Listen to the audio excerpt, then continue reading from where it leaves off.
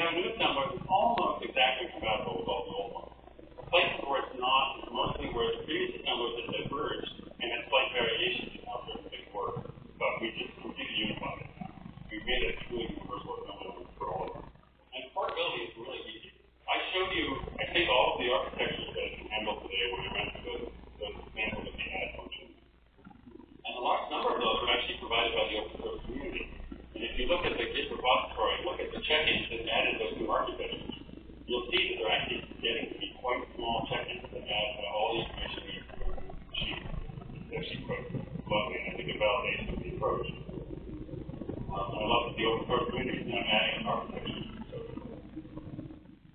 Now, as I said, you can configure the assembler by loading essentially tables that are known to the op library, which is the coding of the machine architecture. Well, can we generate tables? I don't like writing tables. Well, not quite, but listen. The disassemblers, which are not what I'm talking about, but they're used by GoTools, Debug, and some other people.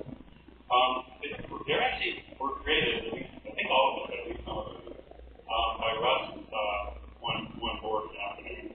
When he wrote a program that would take in the PDF of an instruction manual and turn it into bit patterns that are needed to code instructions.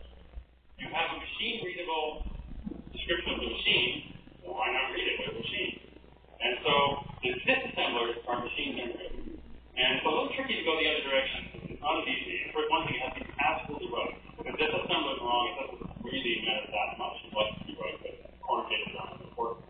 For the other direction, it's got to be 100% perfect. So it's a little much harder problem the other way. But Russ is working on it. And I suspect, I hope we have it done by now, but we don't.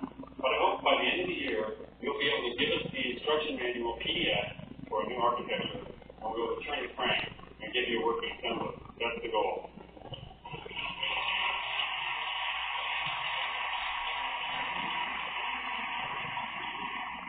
So that means we have a large machine-generated assembler, at least once this handwritten part of the front is done.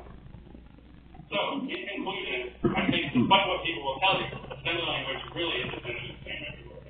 And we've moved to the point in the world of portability where we should treat it that way. And we can use those ideas